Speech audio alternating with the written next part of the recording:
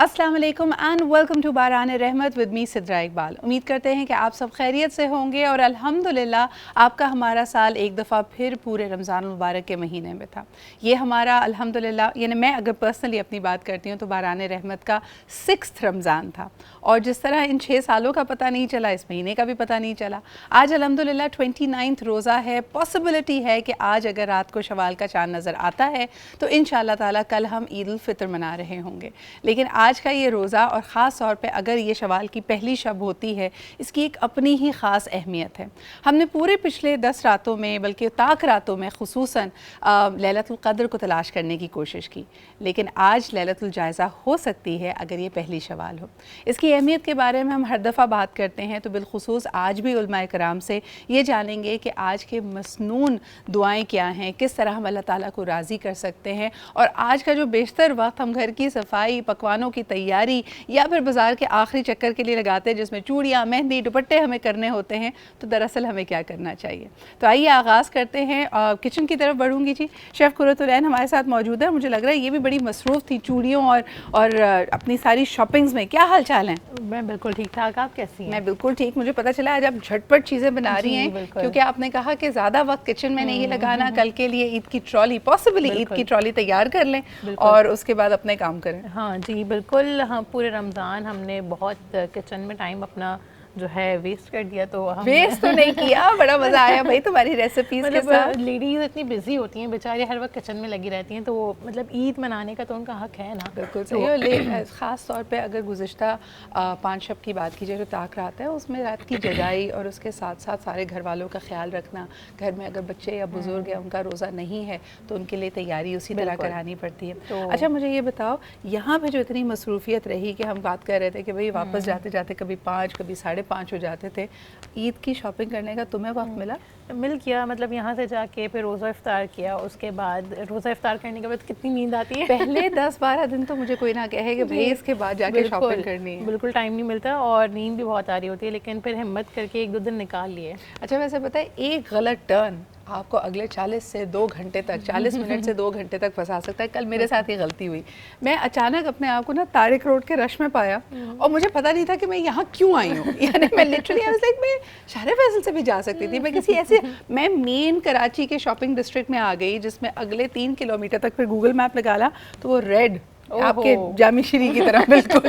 मैंने कहा लो भाई आज तो पहुंच गए घर। ये बहुत ट्रैफिक होता है चांद रात वाले दिन। जामी श्री की तरह रेड नहीं होना चाहिए, ये इलायची की तरह ग्रीन होना चाहिए, तभी आप वो रास्ता पकड़े और गूगल आपकी काफ़ी मदद कर सकता है। वैसे बताओ आज झटपट क्या बनाने लगी? आज झटपट बहुत ही मज़ेदार सा हम शीर खुरमा बना रहे हैं, ईद की स्पेशलिटी है। ठीक है। अच्छा, इसमें ज़्यादा कोई मेहनत करने की ज़रूरत नहीं है, ready to make, easy to make. ठीक है। और अपनी ईद को बहुत आसान बनाइए, ज़्यादा किचन में टाइम नहीं लगाइए, क्योंकि आपने फेशियल करवाए भी होते हैं और हीट जो है आपके फेस को ख़राब मैं बता रही हूँ, कोई फेशियल करा के खातून किचन में नहीं जा रही, सब कुछ पहले हो रहा है। आज अगर चांद हो गया तो मैं बता रही हूँ 2 बजे तक पार्लर्स खुले होंगे। बेचारे पार्लर वाले आज सर पे कफन बांध कर अपने सैलून जा रहे हैं। सब बच्चियों को, सब वर्कर्स को कह दिया गया बेटा आज जाने का टाइम है, जाने का कोई टाइम नहीं है। बिल्कुल सही कह रही हैं, इसीलिए ज़्यादा टाइम किचन में नहीं लगाना है, इसलिए लजीजा ले आए अपने घर में और जल्दी से शीर खुरमा रेडी कर लीजिए। ज़बरदस्त। शीर खुरमे के साथ हमारे पास है बड़ी मज़ेदार है सबरूसो। और ईद पे वैसे तो बिरयानी और सारी चीज़ें बनती हैं, लेकिन बच्चे जो है इतना फ्राइड आइटम खा के उनको ईद वाले दिन भी स्नैक चाहिए होता है। अच्छा, और ख़ास तौर पे देखो हमारी जो ईद ट्रॉली है उस पर पहले तो हम देखते थे कि सिर्फ निम्को, शीर खुरमा, शामी कबाब होते थे। अब इस तरह के आइटम से ना ज़रा कुछ जो यानी बिन बुलाए तो नहीं कहूँगी, जो अचानक वाले मेहमान होते हैं ना, उनके लिए बेहतरीन है कि आपके फ्रीज़र में कुछ ना कुछ हो। ट्रॉली बाकी सजी हुई है, आपने बोल्स शीर खुरमे के या खीर के पहले ही बना के ठंडे किए हुए हैं। एक आपने जो गर्मा गर्म आइटम बनाना है जिसमें आपकी तैयारी भी ख़राब ना हो, एयर फ्रायर में डाल दें तो और आसान है, सिंपल, ज़िंदगी आसान। अच्छा जी, तो इस तरह की मज़ीद टिप हम आपको देते रहेंगे। इसके अलावा जी मैं आज सोच रही थी कि जार ऑफ जॉय हमारे साथ मौजूद है, तो ज़रा अच्छी सी कड़क चाय भी बनाना। मैं परेशान हो जाती हूँ जब मैं कराची से बाहर जाती हूँ, लोगों को चाय के बजाय ना वो एक अजीब दूध वाला शरबत आ रहा होता है। तो मैंने किसी ने मुझसे कहा था कि आप प्लीज़ कुर्रतुलैन से कहें कि कराची स्टाइल की कड़क चाय बना दे, इलायची वाली। तो आज ये बनाते हैं, बेशक उसको दूध पत्ती बनाना चाहोगे तो मॉल पर से तो वो कर सकती हो। और एक हमारी हो गया सबरोसो एंड वी हैव दूध इफ्तार के बाद तो के लिए। चाय की बहुत तलब बहुत होती है। शदीद तलब होती है और वो कराची स्टाइल चाय पूरी पाकिस्तान में आप तलाश कर रहे होते हैं, तो we are going to make that. अच्छा जी, सही, done, आप okay. बिस्मिल्लाह कीजिए while we are going to be here.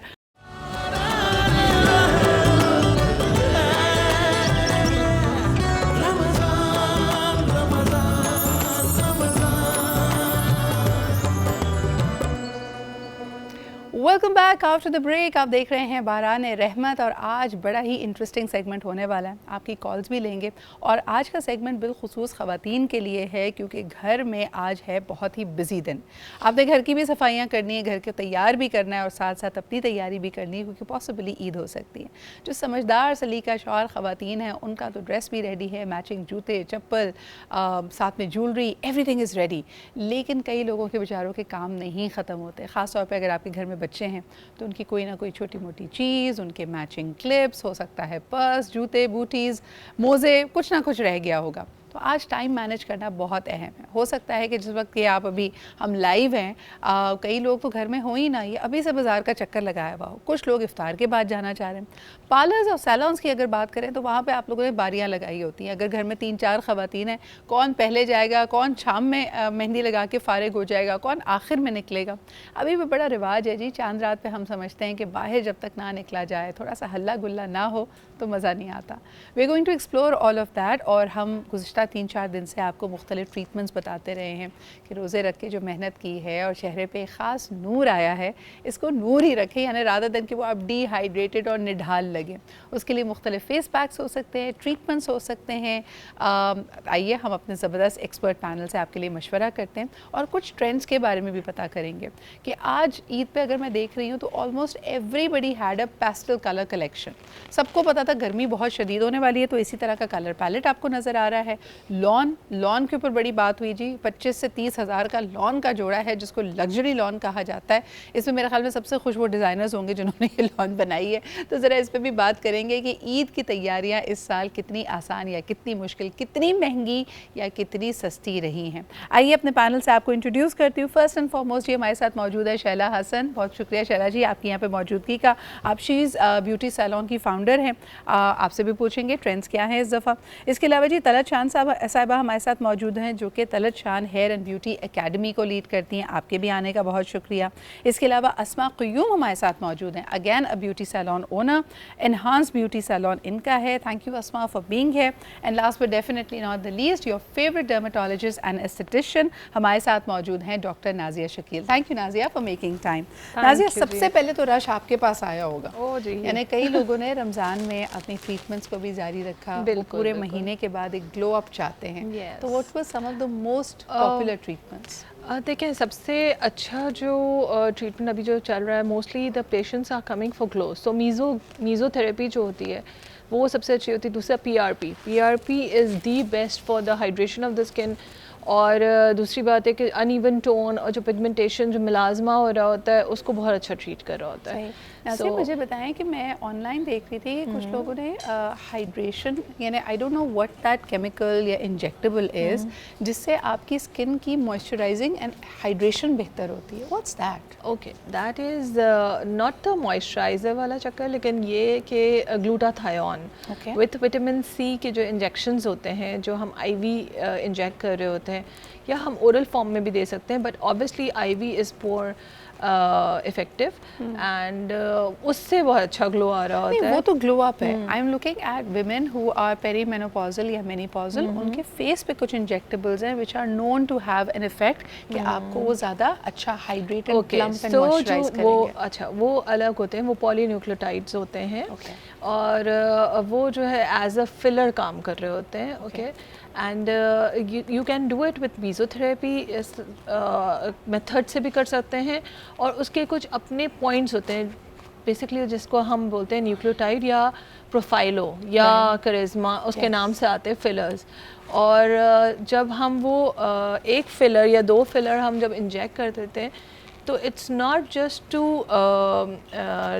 Loose eradicate the lines जो हमारी ये नेज़ोलेबियल फोल्ड्स आ जाते हैं, बल्कि जो डिहाइड्रेटेड स्किन हो जाती है उसको वो रीफिल कर देता है। ज़बरदस्त। तो that is good. And collagen boosting बहुत सारे मीज़ो सिरम्स आ रहे होते हैं, वो भी आप इंजेक्ट कर सकते हैं, वो भी हाइड्रेशन क्रिएट इसका करते कोई हैं। डाउन टाइम है, क्योंकि बहुत सारे लोग इंस्पायर हो रहे होंगे, but probably it's too late to do that right now, क्योंकि कल पॉसिबली ईद हो सकती है। अच्छा हाँ, ओके हाँ, ये तो फिर बिल्कुल आप उस पर आ गए। अब आफ्टर ईद ही कर सकते हैं। आफ्टर ईद कर सकते हैं, लेकिन डाउन टाइम होता है इसका? Down time is 2-3 days, 2-3 days आपको नॉट मोर देन दैट। हाँ। जैसे कल ही मेरे पास एक पेशेंट आई है and she was telling me कि my shaadi is after 1 month and she has to do like lot of things. तो मैंने कहा you late, you should be coming before 3 months at least. तो फिर आपको बहुत सारी चीज़ें हम कर सकते हैं। सही। पर कहीं कहीं हम, क्योंकि ऑब्वियसली सेशंस होते हैं। अच्छा, ये जो बात है ना कि बहुत सारी चीज़ें करनी है, अब बहुत सारी चीज़ों में बहुत सारा ख़र्चा भी होता है। ज़रा प्राइसेस की भी बात कर लेते हैं। शैला जी, आप बताइए कि लोग, मैं तो देख रही थी कि जो अगर बेचारे हर 20 days बाद अपना टिंट या कलर टचअप कराते थे, वो महीने पे चले गए हैं। दे आर लेटिंग थोड़ा सा अगर नज़र भी आ रहा है, रूट्स आ गई हैं, कोई बात नहीं, क्योंकि चीज़ें महंगी हो गई हैं। आप लोगों के लिए भी जो आप मुख्तलिफ ट्रीटमेंट्स इस्तेमाल करते हैं, उनकी प्राइसेस बहुत जंप कर गई हैं। फ़र्क देख रही हैं आप क्लाइंटेल में? बहुत, इतना फ़र्क है कि आपको मैं सिंपल एक बात बताती हूँ कि मैंने लोगों से कहा कि अगर आप 20 days के बाद रूट टचिंग कंपलसरी, हाँ। तो मैंने कहा कि आप एक काम करें, आप मतलब लोग जो, हमने कोई बहुत हाई रेट्स नहीं रखे हुए, हमने कहा कि नॉमिनल चार्जेस नॉर्मल, आपको पता है।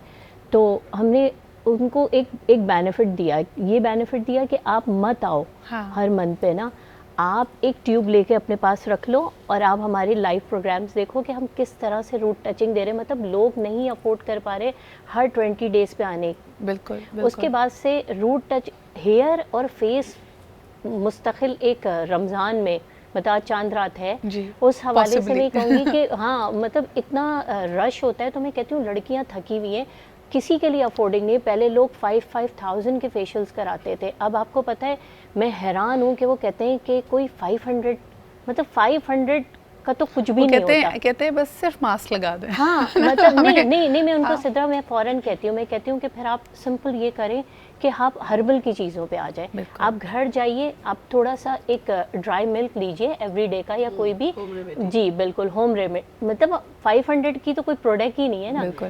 चलो जी, लेकिन बताएं, ये जो आपने भी, हम पहले कलर की बात कर रहे थे और आपने उनसे कहा कि माइनर टचअप के लिए या जैसे फ्रंटल आप अपनी हेयर लाइन के लिए आप ख़ुद घर में कर लें, तो घर में अमूमन लोग बॉक्स कलर्स इस्तेमाल करते हैं जो ऑफ द रैक मिलते हैं, और आप लोगों के प्रोफेशनल कलर रेंज होते हैं।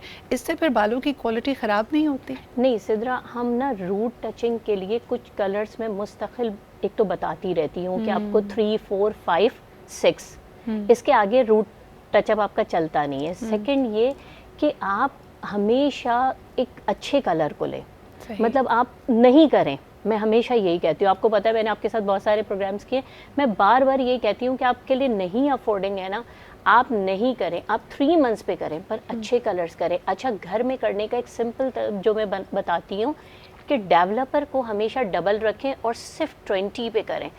30 या 40 में, इवन मैं हाइलाइट्स भी जो करती हूँ वो 20, मेरी स्पेशलिटी यही है कि मैं 30-40 वॉल्यूम पे जाती ही नहीं हूँ, कि वो आपको पता है अमोनिया जितना बढ़ता जाता है, उसके वॉल्यूम्स जितने बढ़ते जाते हैं, वो डेंजरस हो जाते हैं। अच्छा, ये बड़ी इंटरेस्टिंग बात की, बहुत सारे लोग ammonia free, paraben free colours पे मूव हो गए हैं।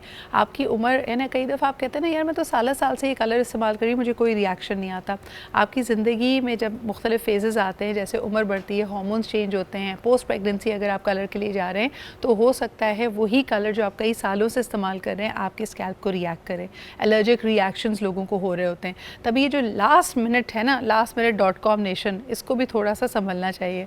तलत जी, आप क्या कहेंगी, इस वक्त रश बढ़ रहा होगा, लोग रोज़े की हालत में भी जाके एटलीस्ट आईब्रोज बनवा रही होंगी ख़वातीन, कोई ब्लीच करवा रहा है, कोई वैक्स करवा रहा है, ये हम आखिरी मिनट पे ये चीज़ें क्यों छोड़ते हैं? आप यकीन करें कि आपका सवाल इतना खूबसूरत है कि आज तक हम खुद ये सोचते हैं कि ये आखिरी मिनट में क्यों आते हैं। शायद उनको ये लगता है हमने फ्रेश आईब्रोज बनाई हैं तो हम सबसे खूबसूरत लगने वाले हैं। मुझे ऐसा लगता है कि ये ना सारों को इंस्टाग्राम ने ख़राब किया। वो जो कहते हैं यूँ पलक झपकते ही आप ट्रांसफॉर्म होते हैं। आपको लगता है मैं चांद रात के बाद ना मैं सुबह निकलूँ तो मैं उसी तरह की ट्रांसफॉर्मेशन चाहिए। And I tell you one thing Sidra, this is so dangerous because sometimes ऐसा होता है, एक तो रश की वजह से हम उस तरीके से क्लाइंट को डील नहीं कर पाते because there lot of on waiting.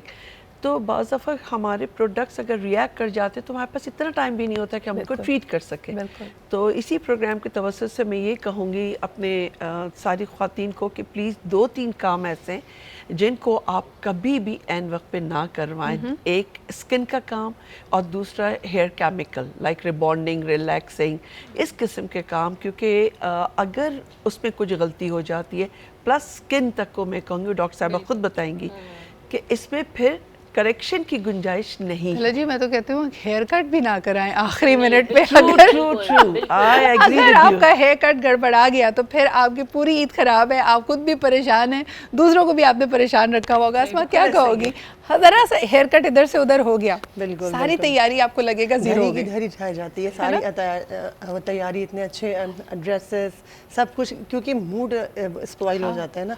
लेकिन अल्हम्दुलिल्लाह अगर सीनियर स्टाफ हैं आपके पास तो वो भी इतने ज़्यादा एक्सपीरियंस्ड होते हैं कि उनको पता होता है कि वो प्रेशर को डील कैसे करना है। लेकिन मुझे बताएं, आप लोग सब सैलून ओनर्स हैं, जो काम ज़्यादा वक्त लेते हैं, मिसाल के तौर पे अगर Hair किसी ने chemical. हेयर स्ट्रेटनिंग करा रहा है, कोई एक्सटेंसिव ट्रीटमेंट hair करा रहा है, chemical. ये चांद रात पे क्यों आप लोग नहीं, ओके कर हम देते लेते ही हैं? नहीं है अब नहीं अपॉइंटमेंट्स, लेते। क्योंकि इसकी अपॉइंटमेंट्स तो 10 रमज़ान के बाद से स्टार्ट हो जाती हैं। और अब क्लाइंट भी इतना अवेयर्ड है कि वो नहीं आता इतने रन टाइम पे। उसे पता है मैं इतनी इतनी वो पेमेंट भी करूँगी और फिर अगर मेरा काम ज़रा यहाँ से वहाँ हो गया तो अच्छा नहीं लगेगा।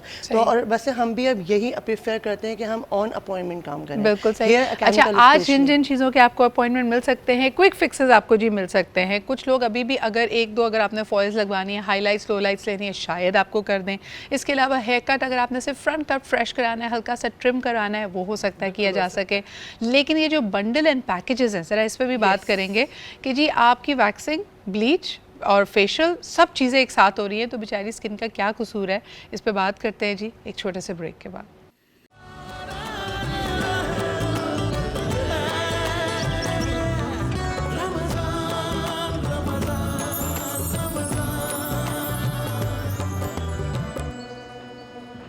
Welcome back after the break. आज पॉसिबली हो सकती है चांद रात, और चांद रात से रिलेटेड मसाइल आपने हमारे सब्जेक्ट एक्सपर्ट्स, हमारे ब्यूटी एक्सपर्ट्स के लिए भेजे हैं। आइए उससे शुरुआत करते हैं। सबसे पहले नाजिया, आपके लिए सवाल आया है, केमिकल मेहंदी से लोग बचना चाहते हैं लेकिन कभी कभार इट डज कॉज बर्न, और खुदा न खासा अगर कोई भी शख्स ऐसा है जिसके बच्चे या उनके अपने हाथ पे से जलन महसूस हो रही है, फौरी तौर पे क्या करें?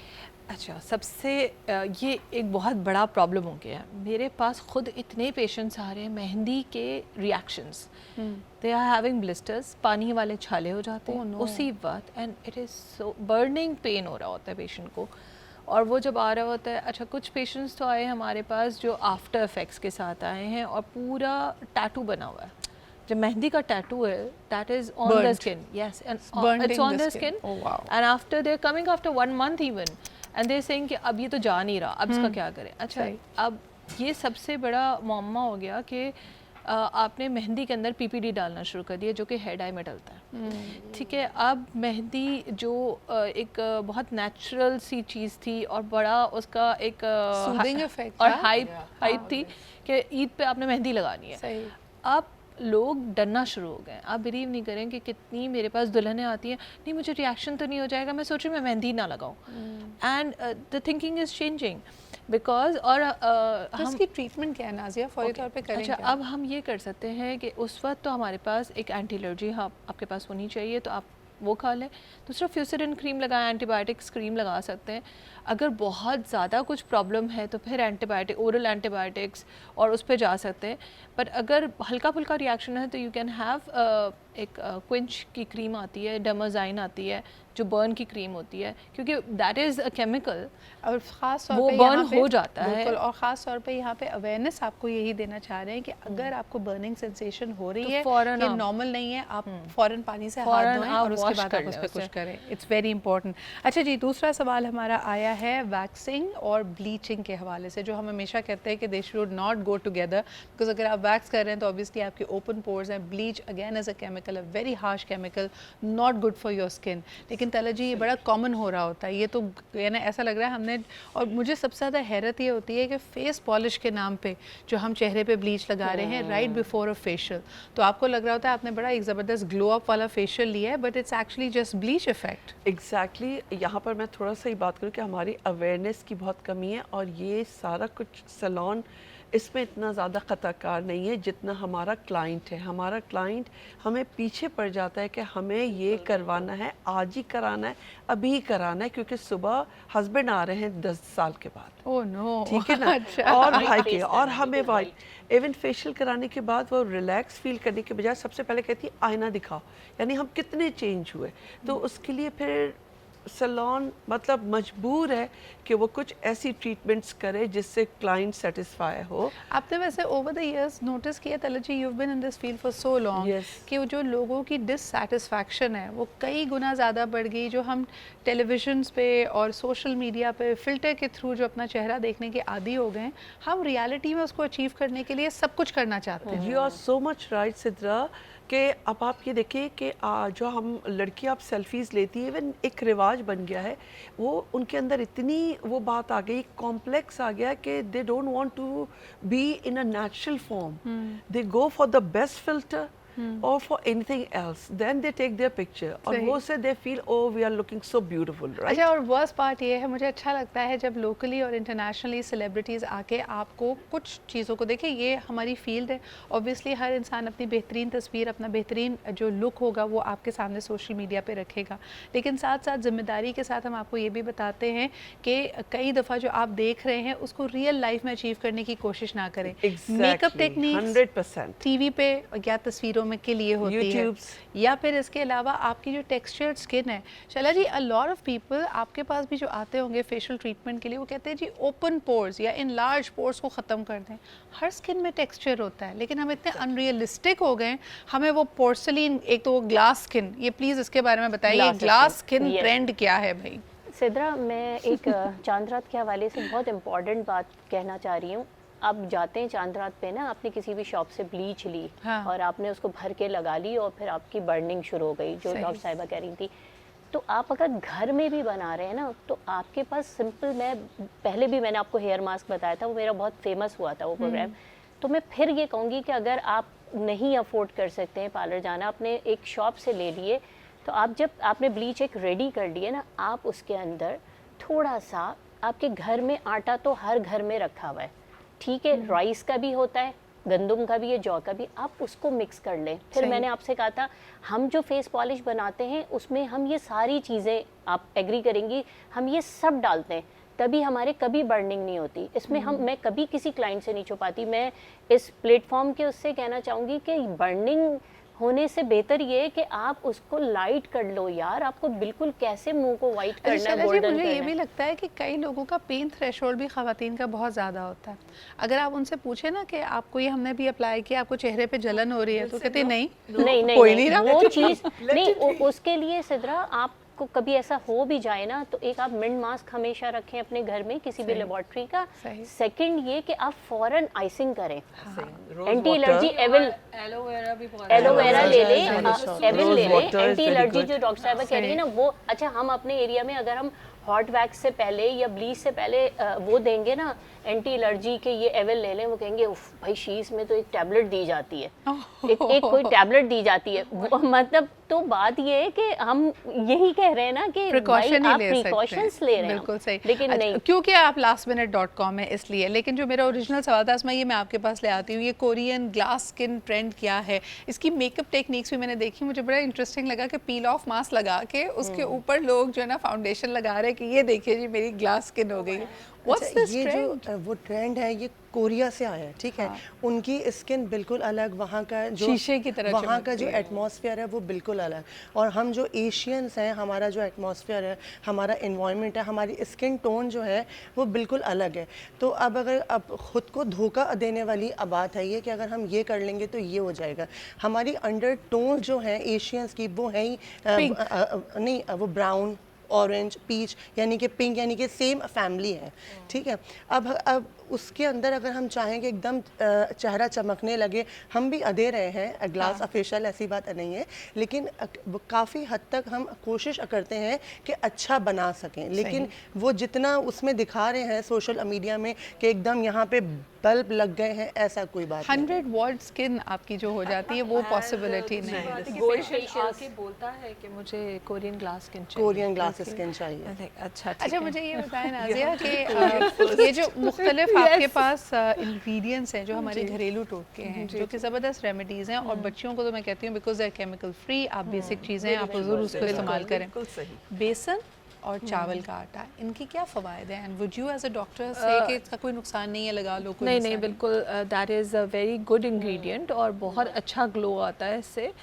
हर्बल चीज़ें तो वैसे भी बहुत अच्छी होती हैं, लेकिन उसमें जो ये 2-3 चीज़ें मिला देते हैं ना, अब उसमें हनी भी मिला दिया, उसमें लेमन भी मिला दिया, उसमें और 2-3 चीज़ें भी मिला दी, हल्दी भी मिला दी। हाँ, जिसने जो कहा। तो अच्छा, मुझे बेस्ट तो ये लगता है वो थोड़ा साइड इफेक्ट क्रिएट कर मैं देता है, हमेशा लेकिन ये बात अगर आप सोचती एक हूँ। चीज़ जैसे मेरी नानी उस वक्त आपको पता है इतने फेस वॉशेस और सब कुछ नहीं था, बट मेरी नानी हमेशा कहती थी कि मैं चने के आटे से मुंह धोती हूँ। So and she had such a good skin and she was so beautiful माशाल्लाह। सो मैं बोलती थी अच्छा फेस वॉश नहीं यूज़ करती हैं, तो कहती नहीं हम मैं तो बस यही यूज़ करती अच्छा, हूँ। ये बेसन या चने के आटे का तो बहुत ही मेरे ख्याल में ये कॉमन चीज़ है, और ख़ास तौर पे जो आपकी एडोलेसेंस में अगर आपकी ऑयली स्किन है, ब्रेकआउट्स बहुत ज़्यादा हो रहे हैं, तब आप ये इस्तेमाल करें तो बहुत अच्छा है। लेकिन अगेन जिन चीज़ों को हम हर्बल समझते हैं उनके भी विद केमिकल्स वाले वेरिएंट्स आए हुए हैं। अब आपको मार्केट में fresh chemical free rose water नहीं मिलता है। अगर आप हल्दी का इस्तेमाल कर रहे हैं उसमें भी कलर और प्रिजर्वेटिव्स शामिल होते हैं। तो ये तमाम चीज़ें जो आप हर्बल समझ के मिला रहे हैं, शैला जी, इसमें भी थोड़ी एहतियात करनी चाहिए। बिल्कुल करनी चाहिए। इसीलिए जो ऑर्गेनिक चीज़ें हमेशा क्यों अच्छी होती हैं, इसी वजह से आप बाहर से मैंने आपको बताया ना कि सिंपल आपने चावल का जो पानी है वो आपके बालों के लिए नेमत है। आपके घर में डेली बनता है, आप फेंक रहे हैं उसको, बहा रहे हैं, आपने लिया लेके उसको एक बॉटल में सेव करके रख लिया, नहाने से पहले स्प्रे कर लिया, बस उसके बाद आप नहा के देखें आप बाल कितने अच्छे होंगे। हमारे यहाँ धुआं भर चुका है, और अगर हमारे स्टूडियो के दरवाजे खोल दिए जाएं, क्योंकि जी हमारी शेफ़ बना रही हैं, कुछ फ्राइंग आइटम्स चल रहे हैं सबरोसो के। जी कुरत कैसी हो? और ये सारी ग्लो अप टेक्निक्स आप सुन रही हैं ना, ये आपके भी काम आ रही हैं या नहीं आ रही हैं? बिल्कुल सुन रही हूँ, और घर जाके ये सब करने है ना, वाली हूँ। और घर जाके तो तुम मेरे ख्याल में आज रिलैक्स करो, इतना तुमने काम किया पूरे रमज़ान में, you should go and get a nice relaxing facial today.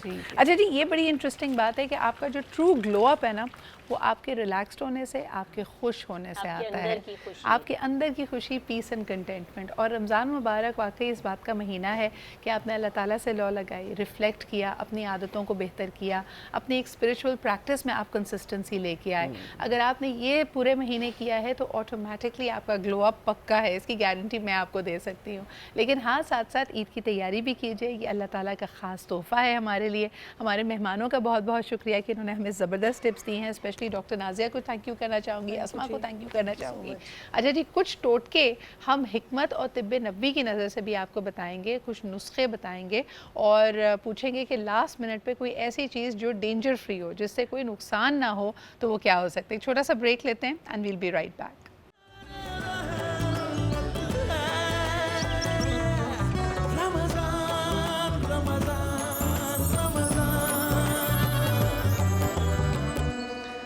Welcome back after the break. अच्छा जी, मर्द हजरात को भी इस कॉन्वर्जेसन में हमने इन्वॉल्व किया है।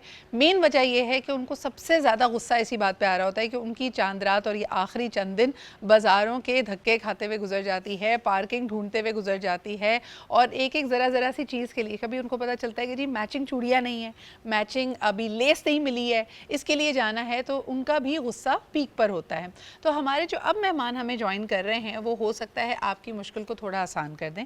ख़रीदारी के लिए तो देखिए अच्छी बात भी, आपको ले जाना चाहिए फैमिली को बाहर, लेकिन हाँ, अगर आप सैलून के चक्कर से बचना चाहते हैं तो कुछ घरेलू रेमेडीज़ हो सकती हैं जो आपको ग्लो अप दे सकती हैं। They can also be very very cost effective. और ख़वातीन ही क्या, मुझे लगता है कि अब तो मर्द हजरात भी ये जो रिकमेंडेशंस हैं, ये रेसिपीज़ हैं, उसको इस्तेमाल कर सकते हैं। हमारे साथ मौजूद है आगा अब्बास साहब, तिब्बे नबवी रिसर्च स्कॉलर। बहुत शुक्रिया आगा साहब आपकी मौजूदगी का। और आपके साथ मौजूद है हकीम शाह नज़ीर साहब, बहुत शुक्रिया आपके भी आने का। एक तो माशाल्लाह दोनों के साथ हमारा पूरे साल भर पूरे महीने भर का साथ रहा है। अल्हम्दुलिल्लाह रमज़ान मुबारक हमसे रुखसत होने को है। अब बारी आ गई है, लोगों ने बाकी प्रैक्टिसेस की, हेल्थ का ख्याल रखा, लेकिन अब ज़रा इस चेहरे के ऊपर तवज्जो दी जा रही है। आगा साहब क्या कहेंगे, आज आखिरी दिन कोई मिरेकल वाली चीज़ बता दें ताकि सब कल ग्लो अप करें। देखिए, बिस्मिल्लाहिर्रहमानिर्रहीम, पूरा पाकिस्तान सुन ले, एक नुस्खा बता रहा हूँ और उस नुस्खे पे ठोस दलील भी पेश करूँगा।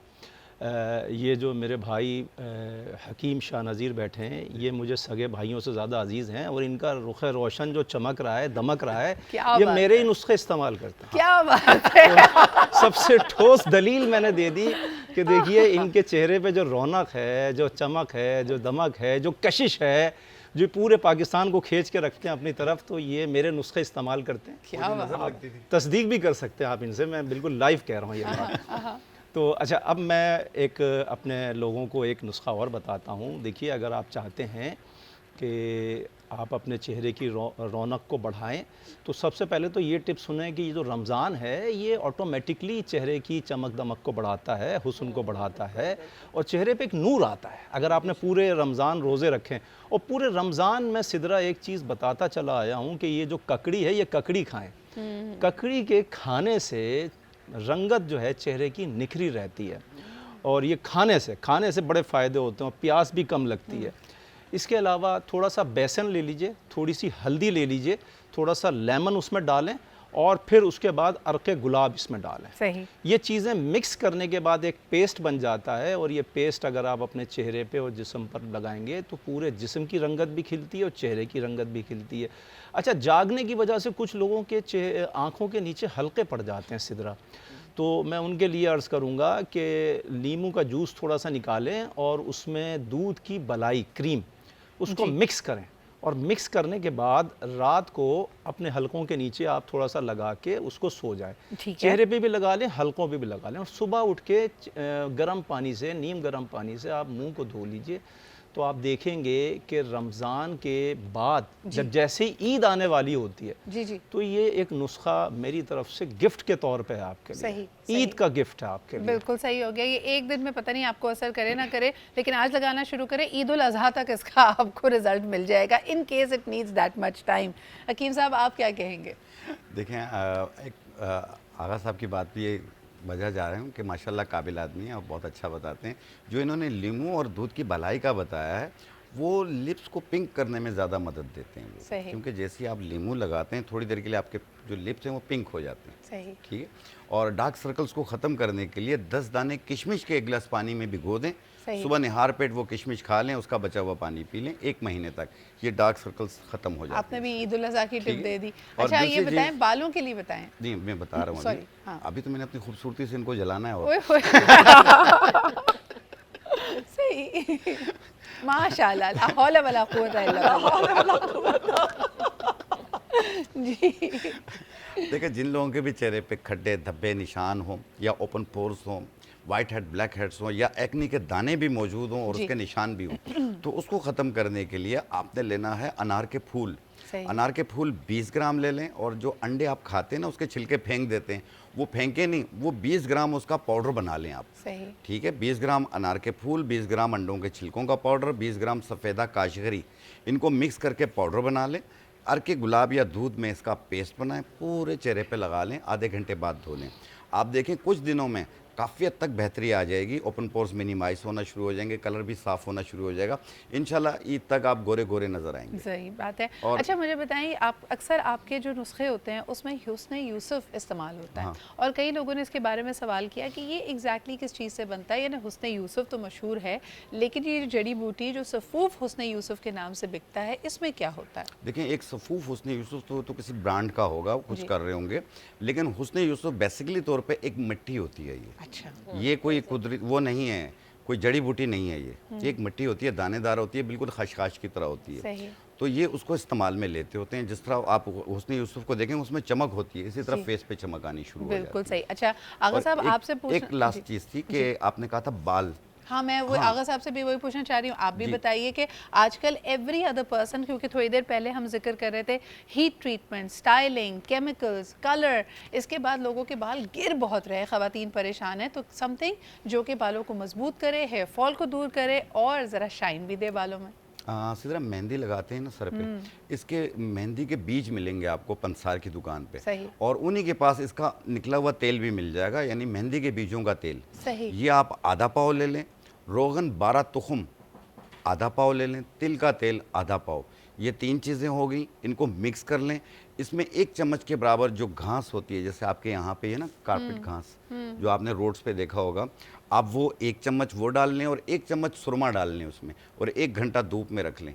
आपका तेल तैयार हो गया। और ये तेल आपके बालों को घना भी करेगा, गिरना झड़ना ये चीज़ें तो 10-12 दिनों में दूर हो जाएंगे। उसके बाद घने होकर तेज़ी से बढ़ने शुरू होंगे, जैसे घास घनी होती है ना, ऐसे बाल घने हो ये जाएंगे। बस मुशक्कत आपने रमज़ान के बाद करनी है, क्योंकि नहीं, ये तो अभी बहुत मुझे ईजी सुन के है। ही 1 मुझे तो चम्मच टेंशन घास होने लानी लगी। है, बाकी तो आपने 1 घंटा धूप में रखना है, खुद धूप में थोड़ी बैठना है। बिल्कुल सही है, बिल्कुल सिंपल। सही है। आप फ्रिज खोलें, उसमें मायोनीज रखा हुआ है, हम लोग कैरेटिन में भी यूज़ करते हैं, हकीम साहब बताएंगे। मायोनीज तो हम सालों से यूज़ कर रहे हैं कि आपके फ्रिज में आपने निकाले 2 स्पून्स लेके उसको आपने बालों में लगा, इससे ज़्यादा इजी सिदरा कुछ भी नहीं कुछ होता। भी नहीं है, मायोनीज बिल्कुल तो सही। हर वक्त है, उसके अंदर आपके एग भी है, उसके अंदर ऑयल भी है, उसके अंदर क्रीम भी है। ज़बरदस्त। आपने लिया, लेके बालों में लगा के छोड़ दिया, बस आप। अच्छा, मुझे ईद के बताएं दिन। पिगमेंटेशन छाइयों के लिए, जैसे आप खुद भी हर्बल रेकमेंड करी थी, शैला जी कोई टिप देना चाहेंगी लोगों को? देखिए, सबसे बेस्ट टिप जो है, मतलब जो हम शायद बचपन से हमारी नानी दादियाँ, मुल्तानी मिट्टी हर जगह मिलती है, हर जगह उसका पेस्ट हर जगह मिलता है। जो आप कह रही थी रोज़ वाटर भी ओरिजिनल नहीं होता, तो मुल्तानी मिट्टी तो ओरिजिनल होती है। सही। रोज़ वाटर में मिलावट होती है, लेकिन मिट्टी में नहीं मिलावट होती। मिट्टी हमेशा से ओरिजिनल होती है। तो ऑर्गेनिक सबसे अच्छी वो है, आप उसको सिर्फ थोड़ा सा वेट करके थोड़ा पेस्ट बना के लगा लें। मतलब बेसन और मुल्तानी मिट्टी से अच्छी चीज़ फेस के लिए कुछ भी नहीं आप है। सोचें ज़रा, पूरे वेस्ट में, सारी डेवलप कंट्रीज़ में अब इसको मुल्तानी मिट्टी को इस्तेमाल करते हैं। आप महंगे से महंगी दुकान में जाएंगे ना, फुलर्स अर्थ की कह मड के मास। आपको इतना छोटा सा वो मड मास देते हैं, फुलर्स अर्थ उसको कहते हैं जी। कि जी आपका ये मुल्तानी मिट्टी है, हमें इतना फ्री में और आसानी से मिल जाता है और कम कीमत में मिल जाता है। आगा साहब, बालों के लिए नुस्खा बताएं इससे पहले कि हम ब्रेक की तरफ बढ़ें। बहुत कदीम ज़माने से चला आ रहा है ये जो प्याज है, प्याज के बीज भी इस्तेमाल होते हैं, प्याज का अरक भी इस्तेमाल होता है। पूरी दुनिया के जो इंसान हैं, चाहे वो किसी भी ज़बान से, मसलक से, मज़हब से ताल्लुक़ रखते हो, प्याज को बालों के लिए इस्तेमाल करते हैं। सही। तो प्याज का अरक ले लीजिए, चाहे वो लाल हो, चाहे वो हरी प्याज हो, चाहे वो सफ़ेद प्याज हो, तीनों में से कोई सी भी प्याज हो, उसका अरक ले लीजिए आधा पाव, और 1 पाव ले लीजिए आप सरसों का तेल। दोनों चीज़ों को पकने रख दीजिए, और जब ये पक जाए और आधा रह जाए तेल, उसको चूल्हे को बंद कर दीजिए। फिर इसको निचोड़ लीजिए, छान लीजिए। सही। फिर उसके बाद इसमें एलोवेरा जेल के 2 चमचे मिला के इसको पेस्ट बना लीजिए। ये तेल बन गया आपका। अब इस तेल को आप लगाइए, चांद रात को भी लगा लेंगी तो रिस्पांस वो 1 महीने वाला ही आ जाएगा। क्या बात सिमरन है, आगा क्या साहब बात है। बिल्कुल सही कह रहे हैं। मैंने टाइफाइड वालों जिनके जो गंजी हो जाती है लेडीज, उनको तक मैंने ये बताया है, और यकीन करें कि हैरत अंगेज तौर पर उनके पूरे बाल आ जाते हैं। प्याज बहुत इफेक्टिव है, बहुत Very बेहतरीन होता है, effective। बहुत क्या बेहतरीन। अफ्रीका के लोग हैं वो भी प्याज लगाएंगे, जी, अमेरिका बिल्कुल। के लोग हैं वो भी प्याज बालों के लिए हाँ, प्याज सिर्फ एक के चीज़ है, उससे अच्छा आपने कुछ देखा कैंसर होगा भी बाज़ है ना। लोग जो है वो बेस सप्लाई करते हैं, थोड़ी देर के बाद वो बेस फट जाती है, ख़राब हो जाती है, फैलने लग जाती है। जी। तो जिन लोगों के साथ भी ऐसी प्रॉब्लम हो रही है कि जब वो बेस लगाते हैं बेस ख़राब हो जाती है, आजकल तरबूज आए हुए हैं, तरबूज का लाल वाला हिस्सा खा लें, उसके पीछे वाइट वाला हिस्सा होता है, उसको केक की तरह काट लें आप, ओके। और अपने फेस पे रब करें। रब कर 1 मिनट रब करना है, और फिर ठंडे पानी से चेहरा धो के टिश्यू पेपर से खुश करके इसके ऊपर आप बेस लगाएंगे, आपका बेस खराब नहीं होगा। It's like a serum. It's like a serum and a Serum. face block. अच्छा जी, आपने कहा कि प्याज, हरी प्याज, कोई भी प्याज ले सकते हैं कोई उसके भी अंदर? प्याज, कोई सी बिल्कुल। प्याज लेना। ठीक है। और अगर जैसे बहुत सारे लोग सिदरा वो कहते हैं कि भाई हम अच्छा तेल को उबालें, पकाएं और इतना लंबा टाइम लगेगा, अब चांद रात भी है, मैं इसको भी शॉर्ट कर देते हैं हम। बिल्कुल। इसको शॉर्ट इस तरह करेंगे, आप उसका अरक निकाल लें और उसमें ये पिंक सॉल्ट होता है वो हल्का सा मिला के और खाली अरक लगा लें प्याज का, तो भी बेनिफिट्स आपको यही वाले आएंगे। तेल बना लिया तो वो 1, 1.5, 2, 3, 4 महीने चल जाएगा। ये इंस्टेंट बस एक दफ़ा का होगा। सही जी। तो ये आप प्याज के टोटका इस्तेमाल करके देखें। अब तो बड़े मशहूर जो शैम्पू ब्रांड्स हैं वो भी प्याज का वेरिएंट निकाल रहे हैं। वेरी क्विकली आपसे पूछना चाहूँगी Tala ji, because you are the hair expert, आप इतने सालों से माशाल्लाह आप कलर्स से जिस तरह एक्सपर्ट तरीके से खेलते हैं, कई लोगों का ये ख्याल है कि जितनी हर्बल रेमेडीज़ होती हैं वो केमिकल ट्रीटेड बालों पर असर नहीं करती, और जो केमिकल ट्रीटेड बाल रूखा या बेजान हुआ होता है उसके लिए आप क्या रेकमेंड करेंगी? यहाँ पर हमें थोड़ी सी प्रॉब्लम फेस करनी पड़ती है। जो लोग अपने बालों को घना लंबा करने के लिए ये रेमेडीज़ रीठा आंवला ख़ास तौर पे और मेहंदी करते हैं, उसमें हमें अपना काम करने में, यानी थ्रू ब्रांड थ्रू केमिकल्स, हमें थोड़ी प्रॉब्लम आती है। हाँ, हमें ख़ास तौर पे जब हम डीकलराइज करते हैं तो वो उसमें हमें प्रॉब्लम आती है। लेकिन अगर क्लाइंट की फरमाइश होती है तो बार सैलून्स उसकी फरमाइश को पूरा करने के लिए हद क्रॉस कर जाते हैं, जिसके बाद डैमेजेस लाजमी हैं। जी हाँ। तो आप ऐसी चीज़ें जैसे इन्होंने प्याज का बताया, दिस इज़ एक्सीलेंट। इसका अपना कोई पिगमेंट नहीं है, इसकी इफेक्टिवनेस है लेकिन पिगमेंट नहीं है, तो हमें डिस्टर्ब नहीं करेंगे। लाइक क्लाइंट जो है वो दोनों चीज़ों को एंजॉय कर सकता है। सही। बहुत शुक्रिया तला जी, हमारे साथ मौजूद थी। शैला थी, एडवांस ईद मुबारक अगर आज रात चांद हो जाती है, वरना एक हमारा शो और होगा, आपका हमारा साथ होगा। और आगा साहब और हकीम साहब भी आपसे मुलाकात करते हैं, तो हमेशा की तरह बहुत शुक्रिया जी। पूरा महीना आपके साथ अल्हम्दुलिल्लाह बड़ा ज़बरदस्त गुजरा है। थैंक यू आगा साहब, थैंक यू हकीम साहब। बहुत कुछ सीख के जा रहा हूँ मैं, मुख्तलिफ उलमा कराम से हमने बहुत कुछ सीखा यहाँ पे, और यहाँ पे शेफ़ से हमने बहुत कुछ सीखा कुकिंग में, और अल्लाह ने बहुत अच्छा जायका दिया इनके हाथ में। ज़बरदस्त। और आपके साथ यहाँ हम बहुत सारे अल्फाज सीख रहे हैं, और यकीनन हमारी गुफ्तगू का सिलसिला भी चलता रहेगा। लेकिन ज़रा शेफ़ कुरतुलैन से पूछते हैं, इनकी रेसिपीज़ तैयार है और इन्हीं को मैं थ्रो कर देती हूँ। आज ज़रा डिटेल में बताएं कि कौन कौन से इंग्रेडिएंट इस्तेमाल किए गए हैं और क्या कुछ बनाया है इन्होंने। जी कुरत। सिद्रा देख सकती हैं आप, जैसे कि हमारी दोनों डिशेस बहुत अच्छे से रेडी हो गई हैं, और इसके लिए हमने यूज़ किया है लजीज़ा का शीर कौरमा मिक्स। और शीर कौरमे में हमने कुछ भी नहीं करना, बस लजीज़ा ने हमारी ज़िंदगी बहुत आसान कर दी। हमने बस पैन लिया, उसमें मिल्क डाला और शीर कौरमा मिक्स डाल दिया, और 10-15 मिनट में आपका शीर कौरमा रेडी हो गया। इसलिए आपने ईद पे परेशान होने की ज़रूरत नहीं है कि यार अब हम शीर कौरमा बनाएं, क्या करें, बाकी इतने सारे काम हैं। बस आपने लजीज़ा उठाया और रेडी टू मेक और रेडी टू ईट है, आप जल्दी से अब बना सकते हैं। इसी तरह हमने आज दूसरी रेसिपी के लिए हमने सबरोसो यूज़ किया है। बड़ी मज़ेदार सी चिकन स्ट्रिप्स रेडी हो गई हैं हमारी। बच्चों के लिए बहुत बेहतरीन सी डिश रेडी हुई है, क्योंकि पूरे रमज़ान उनको स्नैक्स चाहिए होते हैं, और ईद पे भी वो फरमाइश करते हैं कि भाई हमें बिरयानी नहीं खानी, हमें कोई आप स्नैक ही दे दें। तो इसीलिए सबरोसो ने भी हमारी ज़िंदगी काफ़ी आसान कर दी है। और सबरोसो को हमने फ्राई किया है डालडा के कुकिंग ऑयल में। डालडा का कुकिंग ऑयल जैसे कि आपको पता है कि कितना हमने पूरे रमज़ान इसको यूज़ किया, रमज़ान के बाद भी अपने दस्तरखान के लिए इसको यूज़ किया करें, ताकि ये बरकत रहे आपके दस्तरखान पे, क्योंकि जहाँ मामता है वहाँ डालडा, और जायके से भरपूर, बरकत से भरपूर आपका डालडा है, तो डालडा ज़रूर यूज़ किया करें अपने खानों के लिए। Okay, thank you.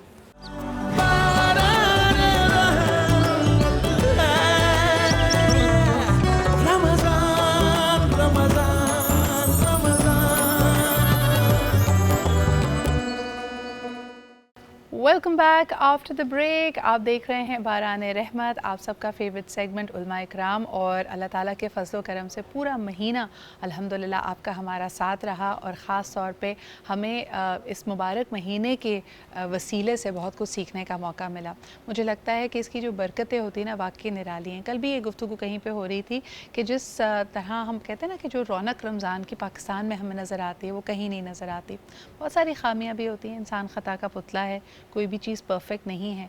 लेकिन मुझे इस बात में कहने में कोई आर महसूस नहीं होता कि जिस तरह हमारी नौजवान नस्ल की तरबियत होती है, और जिस तरह छोटा बड़ा कोई भी चैनल हो, चाहे वो इलाकाई ज़बान में है, उर्दू ज़बान में है, जो एहतमाम वो रमज़ान का करते हैं, तो कहीं ना कहीं चलते फिरते ये आपकी तरबियत का हिस्सा बन जाता है, आपके कान में ये बात आवाज़ पड़ती है।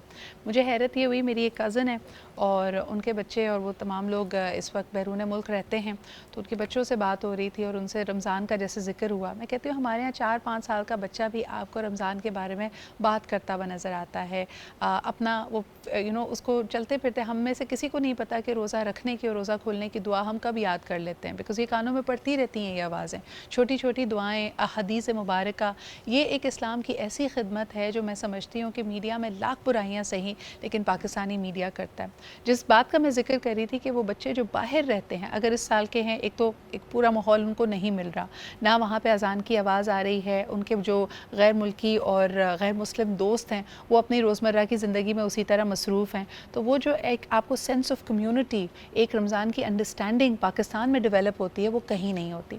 लेकिन एक शिकवा जिसको हम ज़रूर करना चाहेंगे कि जैसे ही 29वां रमज़ान आता है या चांद रात के करीब बात पहुंचती है तो यकायक हम सब का माइंडसेट बदल जाता है। वो जो पूरे महीने हमने मेहनत की होती है, अपने अंदर अच्छी आदतें हम लेके आए होते हैं, यकायक सारा फोकस कपड़े, जूते, चूड़ियाँ, लेस, तैयार होना। हमने थोड़ी देर पहले भी आप ही की इस तरह के सवालात बहुत आए हुए थे, तो हमारे सब्जेक्ट एक्सपर्ट्स मौजूद थे, लेकिन प्रोग्राम का इख्तिताम या रमज़ान का इख्तिताम हम एक भरपूर अंदाज में लैलतुल जायज़ा को समझ कर करना चाहेंगे।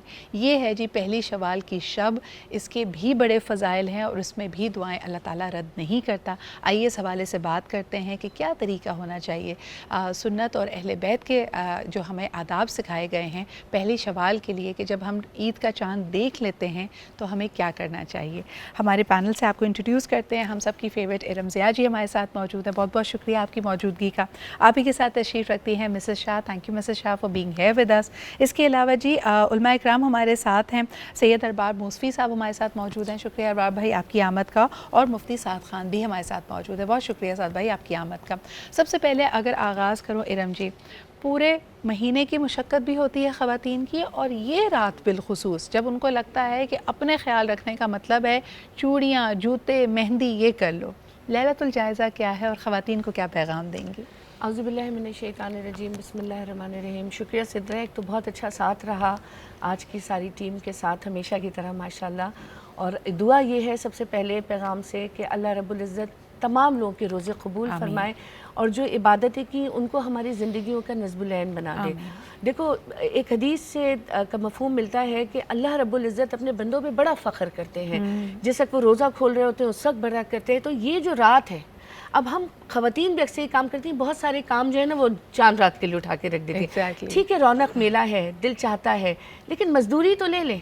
जो पूरे महीना एक मुशक्क़त की है उसकी अल्लाह रब्बुल इज़्ज़त से आप मजदूरी तो वसूल कर लें कि अल्लाह रब्बुल इज़्ज़त फ़रिश्तों से फरमाते हैं कि बताओ कि जिसने इतनी मजदूरी की उसका क्या अजर होना चाहिए, उसकी मजदूरी क्या मिलनी चाहिए। तो फ़रिश्ते जवाब देते हैं कि मेरे रब तेरी ताज़ीम बड़ी है तो उनको पूरी उनकी मजदूरी अता कर।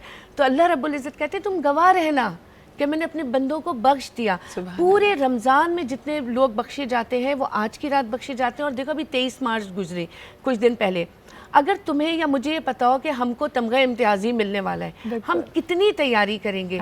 तो आज की रात मैं अपनी तमाम बहनों को कहूँगी कि वो तमगा इम्तियाज़ी मिलने की रात होती है, इसको ज़ाया मत कीजिए। और ये वो तमगा है जो अल्लाह रब्बुल इज़्ज़त की तरफ से मिलता है और जो आपकी आने वाली ज़िंदगी के लिए बहुत कीमती है। और ये दुआ किया कीजिए कि या अल्लाह जैसे मैं इस पूरे महीने सिरातुल मुस्तकीम पे रही, तू मेरी मदद फरमाना कि मैं आगे भी 11 महीने रहूं और तू मुझे अगले साल का रमज़ान भी मेरे तमाम प्यारों के साथ नसीब फरमाना। ये कितनी प्यारी बात है वाकई। हम वैसे तो कहते हैं कई दफ़ा हम रमज़ान का रोज़ा हो, कोई इबादत हो, कोई ख़ास अमल हो, उसके लिए कहते हैं चलो इस दफ़ा मौका नहीं मिला अगली दफ़ा, लेकिन वाकई एक लम्हे के लिए झुरझुरी आ जाती है। आप अपने इर्द गिर्द ही देखें, बहुत सारे ऐसे लोग जो शायद पिछले रमज़ान हमारे साथ थे, इस दफ़ा हमारे साथ नहीं है। तो वक्त का अल्लाह ताला हमें बेहतरीन इस्तेमाल करने का मौका दे, हमारा नामाए अमाल में वो नेकियां लिखे कि क़यामत के रोज़ वो हमारे दाएं हाथ में पकड़ाया जाए। साद भाई आपकी तरफ आना चाहूँगी, लैलतुल जायज़ा कुरान व हदीस की रोशनी में पहली शवाल के फ़ज़ाइल क्या हैं, और जिस तरह के अगर हम देखते हैं कि इसमें भी इबादत करना चाहिए, नवाफिल पढ़ने चाहिए, क्या तरीका है? जैसे इन्होंने कहा कि आज तो उजरत मिलनी है, आज तो निशान इम्तियाज़ मिलना है, तो इसको हासिल कैसे किया जाए? औज़ुबिल्लाहि मिनश्शैतानिर्रजीम, बिस्मिल्लाहिर्रहमानिर्रहीम। बेशक रसूलुल्लाह सल्लल्लाहु अलैहि वसल्लम ने फरमाया कि कुछ चीज़ें ऐसी हैं जो पहले किसी उम्मत को नहीं मिली, वो ख़ास इस उम्मत के लिए हैं। तो सहाबा ने फरमाया या रसूलुल्लाह ऐसी कौन सी चीज़ें हैं? तो बहुत सारी तफसील बताई, जिसमें है कि मछलियाँ उनके लिए सहर से अफ्तार तक दुआ करती हैं और अल्लाह जन्नत के दरवाज़े खोल देता है। लेकिन उसमें एक बात ये बताई कि अल्लाह रब्बुल इज़्ज़त रमज़ान की आखिरी रात में उन तमाम की मग़फ़रत कर देता है। तो सहाबा फरमाते हैं या रसूल अल्लाह ये शब कदर है? तो रसूल फरमाते हैं नहीं, ये शब कदर नहीं है, ये ऐसा है कि कोई इंसान पूरी महीने मजदूरी करे और उसको उजरत मिले, ये है लैलतुल जायज़ा। अब इस रात करना क्या चाहिए? अमूमन आप देखते हैं कि इस रात अभी जो एतकाफ़ वाले हैं वो भी बाहर जाएंगे मस्जिद से, और किसी के दर्जी के पास सूट पड़े होंगे, कोई कहाँ जाएगा।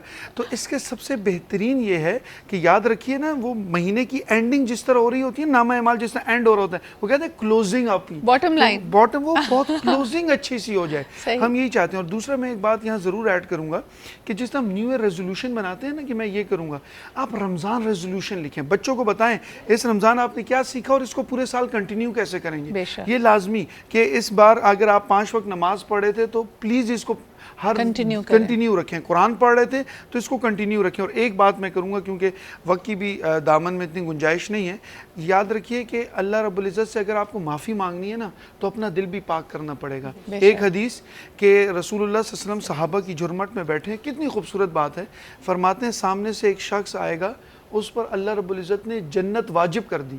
अब तमाम सहाबा उस शख्स को देखते हैं, वो आम से सहाबी, इतने आम से कि हदीस में नाम भी नहीं है, और वज़ू के आसार उनके चेहरे पे वाज़े हैं। वो आते हैं, नमाज़ पढ़ते हैं, गालिबन हज़रत अली हज़रत ज़ुबैर जाते हैं और उनसे ना कहते हैं मैं आपके दर पर कुछ दिन रहना चाहता हूँ, और दिल में ये नीयत है कि मैं अमल देखूँ, ऐसा कौन सा अमल है कि रसूल ने इन पर जन्नत वाजिब कर दी।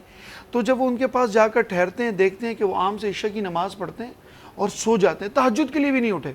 अब वो मदनी दौर के सब तहज्जुद पढ़ते, उन्होंने कहा तहज्जुद के लिए भी नहीं उठे, रसूलुल्लाह ने इन पर जन्नत वाजिब। 3 दिन रुके मुख्तसरन, और ऐसा कोई अमल नहीं देखा आउटस्टैंडिंग जिसको हम कहते हैं ना। तो 3 दिन बाद उनके पास जाते हैं, कहा कि मेरी गर्ज ये थी कि मैं देखूं आपके पास ऐसा कौन सा अमल है कि रसूल ने आपके ऊपर जन्नत वाजिब कर दी है। तो वो फरमाते हैं आपने देख लिया, कुछ भी ऐसा नहीं। जब वो जाने लगे दिल दर बर्दाश्त होकर तो उन्होंने बुलाया, उन्होंने कहा सुनो, एक ऐसा अमल है जिसकी वजह से मेरे पे जन्नत वाजिब है, वो अमल तमाम लोग करें, लैलतुल जायज़ा में ख़ास है। उन्होंने कहा जब मैं सोता हूँ तो मैं अल्लाह को कहता हूँ या अल्लाह जिसने मेरे साथ जो किया मैं सबको माफ़ करता हूँ, तू मुझे माफ़ कर। तो इस रमज़ान की रात जब सुबह ईद हो, आप उन रिश्तेदारों से ज़रूर मिले जिनसे आपका दिल खट्टा हो चुका हो, जिनसे रूठ चुके हो। सुबह जाकर सबसे पहले अगर आज हो तो आज रात ही उनको फ़ोन करें, उनसे मुलाकात करें। इस रमज़ान का मकसद ये दोबारा मोहब्बतें बांटें, जो नाराज़ हो गए उनको राज़ी कर लें, अल्लाह आपसे राज़ी। आपकी बात से मुझे एक बात का खास ख्याल आया कि मर्द हजरात जिन्होंने यकीनन अगर इंशाल्लाह ताला ईद उल फितर होती है तो सुबह ईद की नमाज के लिए भी जाना है, काश अल्लाह ताला हमारे माशरे में इतनी बड़ी तब्दीली, इतनी बड़ी मस्बत तब्दीली ले आए कि ये तमाम मर्द हजरात अपनी नई ईद की चप्पल पहन के जाने में कोई आर महसूस ना करें, इनको ये खौफ ना हो कि ये वापस आएंगे तो ये चप्पल मौजूद नहीं होगी। पूरे महीने अपनी इस्लाह हम करते हैं, लेकिन आप हद देखिए कि हम इतनी सी चीज़ भी अपने अंदर बदल नहीं पाते। मिसेस शाह क्या कहेंगी आप इस बारे में? बिस्मिल्लाहिर्रहमानिर्रहीम, करोड़ों दुरूद सलाम हुज़ूर और रहमत अतहार पर। सबसे पहले तो आप सबका शुक्रिया अदा करूँगी इतनी खूबसूरत ट्रांसमिशन में, और रमज़ान के बाद आपने मुझे इसमें शामिल किया। अल्लाह की रहमतें हों तमाम देखने सुनने वालों के ऊपर। तो इस बारे में तो खैर मुफ्तियाने कराम ज़्यादा बोल सकते हैं क्योंकि मस्जिद का वास्ता इनसे रहता है। तो मैं इस बारे में यही कहूँगी, देखें लैलतुल जायज़ा आपको पता है रूहानी पॉइंट ऑफ व्यू से मैं आपको बताऊँ, बाकी शरई पॉइंट ऑफ व्यू तो माशाअल्लाह बेहतरीन अंदाज में, कि हम फ़कत शरई अपना जायज़ा ना लें, अपना जिस्मानी ही अपना जायज़ा ना लें, रूहानी तौर पे भी अपने आप को देखें कि ये लैलतुल जायज़ा है, ये आखिरी वो चांस है जो अल्लाह तबारक व तआला, कुछ लोग अगर रह गए रहमत से, मग़फ़िरत से, निजात से, तो इस रात महरूम नहीं रह सकते। बेशक जायज़ा वो लोग भी लें जिन्होंने इबादतें करी, जायज़ा वो लोग भी लें जो इबादतों में रह गए, या जायज़ा वो भी लें जो किसी मजबूरी या किसी परेशानी की वजह से किसी भी मामले से रमज़ान की रहमतों में मसरूफ़ रहे।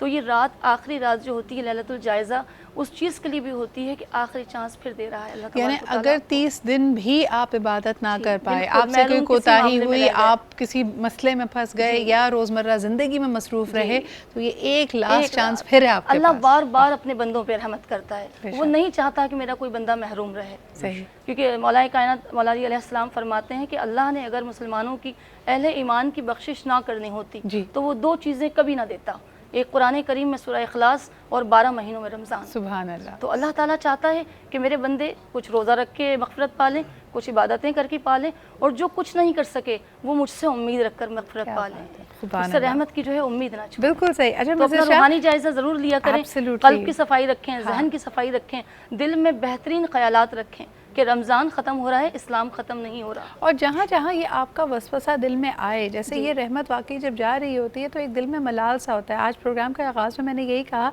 कि जहाँ ईद एक तोहफ़ा है, उसका हम इंतज़ार कर रहे हैं, वक्त तेज़ी से गुज़र रहा है, अल्हम्दुलिल्लाह अल्लाह ताला ने एक और रमज़ान मुबारक हमें नसीब किया, लेकिन इसके रुखसत होने की जो एक रंजिश होती है कि ये जो रौनक है, ये जो मुबारक साआतें हैं, ये अब हमसे रुखसत हो रही हैं। ये माहौल नहीं होगा जिसमें हम बैठ के कुरान और सुन्नत की बात कर सकें। लेकिन साद भाई ने बड़ी अच्छी बात की कि इसको अपनी ज़िंदगी का एक भरपूर हिस्सा बना लीजिए, इसको एक परमानेंट स्पॉट दे दीजिए अपने स्केड्यूल और अपनी लाइफ में। और बाबा भाई आपकी तरफ आना चाहूँगी, मुझे ये बताइए कि जैसे साद भाई अभी कह रहे थे कि कई तोहफ़े खुसूसन अल्लाह ताला ने उम्मत मोहम्मद को दिए हैं जो पहले किसी उम्मत को नहीं दिए गए, पहले किसी दीन से ताल्लुक़ रहे, और उसी में शुमार मुझे बड़ी हैरत हुई, मैंने इसको पढ़ा तो कि इशा की नमाज इससे पहले किसी उम्मत को नहीं दी गई। इशा की नमाज बिलखुसूस मुसलमानों के लिए एक तोहफ़ा है और सबसे ज़्यादा सुस्ती उसी में आती है हमें। तो ज़रा मैं चाहूँगी कि हम अक्सर, यानी आपने पूरे रमज़ान नोटिस किया कि लोग फ़जर पढ़ पाते, ज़ोहर, असर, मग़रिब पे ऐसा लगता है हमने अपना रोज़ा मुकम्मल किया। जो साहिब इस्तिताअत हैं, जिनको अल्लाह ताला ने ये तौफ़ीक दी है, वो तो माशाल्लाह से इन्होंने तरावियों को भी पढ़ा और अब जैसे 27वीं शब को उन्होंने ख़त्म कुरान भी किया। लेकिन कई लोग इशा के वक्त थोड़े से टायर्ड हो जाते हैं और नहीं जाते हैं। आज की शब है, इशा के बाद दोबारा एक सिलसिला है रहमतों का, किस तरह समेटें इनको? आउज़ु बिल्लाहि मिनश शैतानिर रजीम, बिस्मिल्लाहिर रहमानिर रहीम। बहुत ही खूबसूरत ट्रांसमिशन पूरा रमज़ान चलती रही और लोग जो है इससे मुस्तफ़ीद होते रहे, और इस ट्रांसमिशन का शायद रमज़ान के हिसाब से इख्तिताम भी हो रहा है। तो मैं इसमें इमाम सज्जाद अलैहिस्सलातु वस्सलाम के इमाम अपने बच्चों को तौसिया कर रहे हैं, उनको जो है बता रहे हैं कि जब ये रमज़ान जा रहा है तो बता रहे हैं कि लैलतुल क़द्र लैसा दूना लैलतुल क़द्र, लैलतुल क़द्र, कि ये जो आखिरी रात है, जो शब ईद है, ये लैलतुल क़द्र से कम नहीं है। मसलन हम ऐसा ना हो कि पूरा महीना इबादतें करते रहें और इस रात में आकर गाफिल हो जाएं, नहीं, ये जो रात है ये लैलतुल क़द्र से। अब सबसे पहले तो हमें समझना पड़ेगा कि ख़ुद ये लैलतुल क़द्र क्या है, जिसके लिए ख़ुद परवरदिगार आलम कुरान मजीद में फरमाते हैं इन्ना अंज़लनाहु फ़ी लैलतिल क़द्र, हमने ये लैलतुल क़द्र में कुरान को नाजिल किया। फिर ख़ुद मुखातिब होते हैं पर रसूल खुदा से कि वमा अदराका मा लैलतुल क़द्र, ए मेरे हबीब तुम क्या जानो कि लैलतुल क़द्र क्या है। फिर जवाब में ख़ुद ही बताते हैं लैलतुल क़द्र खैरुम मिन अल्फ़ शहर, ये 1000 महीनों से अफजल है। अब मैंने कैलकुलेट किया कि ये 1000 महीने अगर हों तो कितने हो सकते हैं? 80 प्लस ईयर जो हैं होते हैं। अब किसी इंसान की 80 साल तक उम्र, कोई शादो नादर लोग पहुंचते हैं ना 70, 75, 60, 65 साल में हम हमारी, यानी कि इंसान की पूरी ज़िंदगी एक तरफ और ये एक रात एक तरफ। और पूरी ज़िंदगी में भी देखें कहाँ हमें मौका मिलता है। अभी हम यही गफलत की तो बात कर रहे हैं, कहीं हमारी नमाज़ें छूट रही हैं, कहीं क़ज़ा हो रही हैं, कहीं हमसे फ़र्ज़ पढ़कर फ़ारिग हो रहे हैं, तो ये एक बेहतरीन मौका है आपके लिए। अच्छा जी, एक छोटा सा ब्रेक लेते हैं, वापस आएंगे, उलमा इकराम से ये बात भी करेंगे कि अक्सर ये जिक्र किया जाता है, एक तो मुख्तलिफ़ अदियान, मुख्तलिफ़ तहज़ीबों के साथ मुसलमान बसे हैं और कई चीज़ें हमने कल्चरली पिक करके अनफॉर्चुनेटली दीन का हिस्सा समझ ली हैं। तो ये बात भी बड़ी अहम है कि जब हम कहते हैं ना कि अल्लाह ताला ने रमज़ान के बाद ईद तोहफ़तन हमें दी है, इस तोहफ़े को हमने इसको कैसे लेकर चलना है, ये भी बड़ा अहम है। क्योंकि लोग समझते हैं जी अब सब कुछ ही हम कर सकते हैं। अब मैंने एक नया ट्रेंड देखा है कि जैसे ही ईद का चांद होता है लोग फायरवर्क्स करने लगते हैं, पटाखों की आवाज़ें आपको आने लगती हैं और कुछ हॉर्न लोग बजाने लग जाते हैं, यानी सीवीओ पे लोग निकल जाते हैं। ये ट्रेंड्स कहाँ से आए हैं? क्या ऐसा करना गलत है? क्या ही हम अल्लाह ताला की नाराज़गी तो मोल नहीं ले रहे? इस पर हम बात करेंगे जी एक छोटे से ब्रेक के बाद।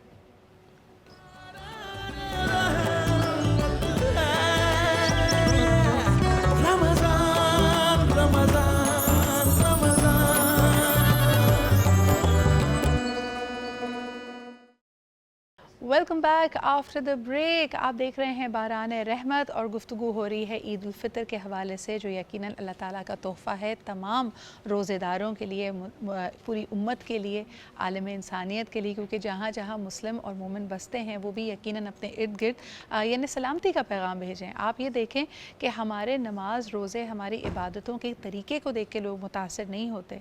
इस्लाम के फैलने की वजह अल्लाह ताला का दीन हक़ और यकीनन मुसलमानों का अखलाक ही रहा है। तो आपका अखलाक क्या होना चाहिए? ईद पे हम अगर किसी ऐसी जगह पे रहते हैं जहाँ पे आप माइनॉरिटी हैं, गैर मुस्लिम ज़्यादा हैं, तब आपका तरीका क्या होना चाहिए? क्या हम गैर मुस्लिमों के तरीक़ा त्यौहारों को हमने अपने अंदर ज़म कर लिया है? ये भी एक बड़ा अहम सवाल है जिसको मैं चाहती थी कि हम इस पैनल के सामने ज़रूर रखें। इरम जी, ये सवाल सबसे पहले आपके पास लाना चाहूँगी। यानी ये तो ठीक है कि लोगों ने कहा कि जी अब हम ईद मिलादुन नबी पे भी केक काटना शुरू हो गए और मिठाई और हलवों के बजाय हमने डिज़र्ट्स बनाए दूसरे। चलें, that's part of our taste palette, that's fine.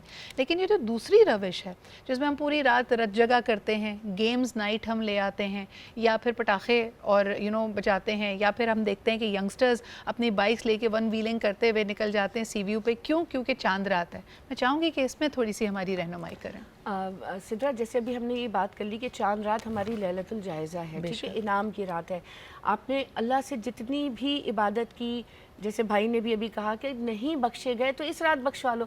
अल्लाह को तो तौबा करने वाले बहुत पसंद है ना, वो आखिरी चांस भी वो दे रहा है आपको कि नहीं की, नहीं माफ़ी मांगी, नहीं दिल को इत्मीनान आया, अब आ जाओ, अब एक दफ़ा कह दो मुझसे, मैं माफ़ कर दूंगा, मैं बैठा हूँ इधर, मैं तुम्हारा ख्याल रखने वाला, तुमसे मोहब्बत करने वाला।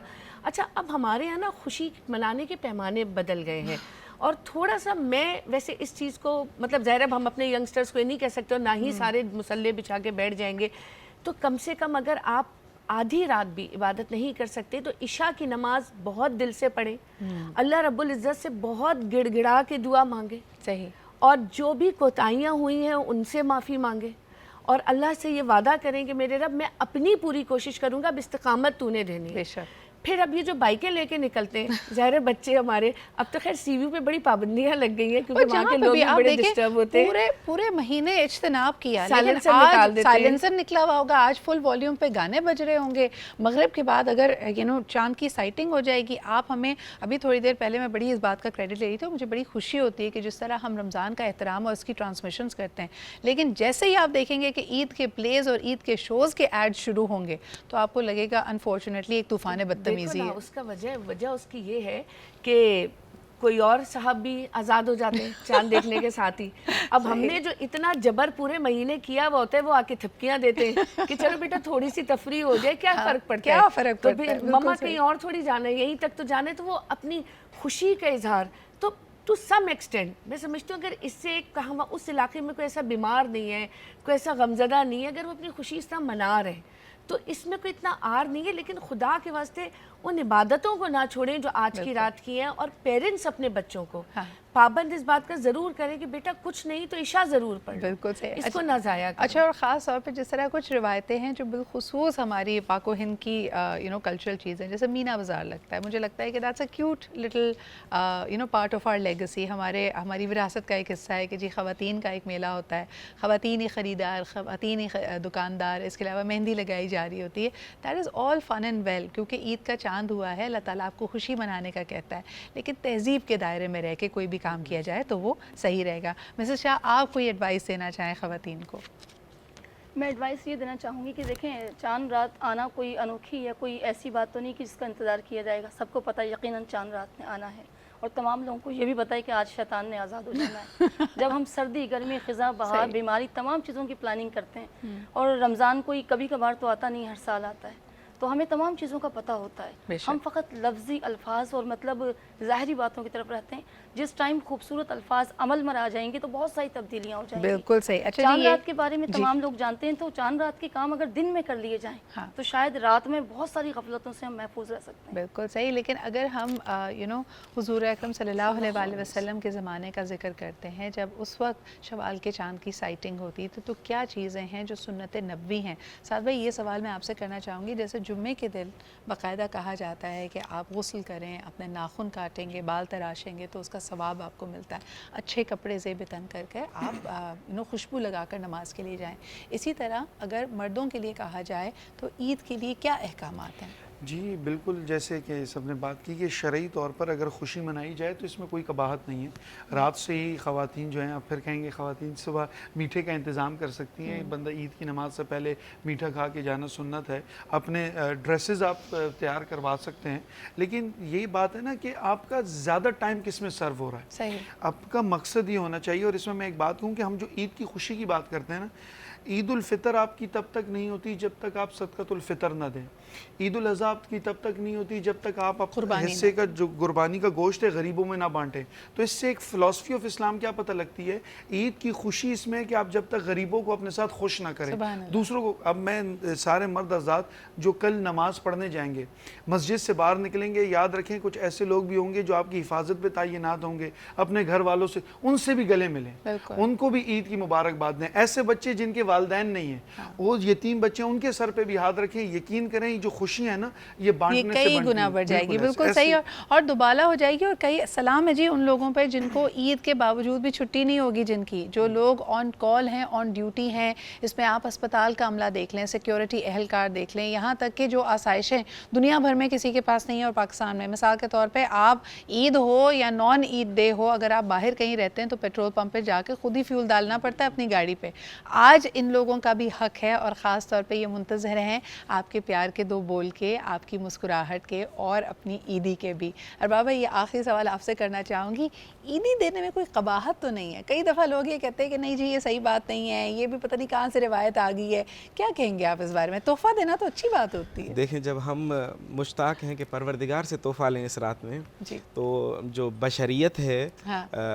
हम जो काम खुद करना चाहते हैं, मतलब हम चाहते हैं कि अल्लाह हमें बख्श दे, तो हमें चाहिए कि हम लोगों को बख्श दें। सही।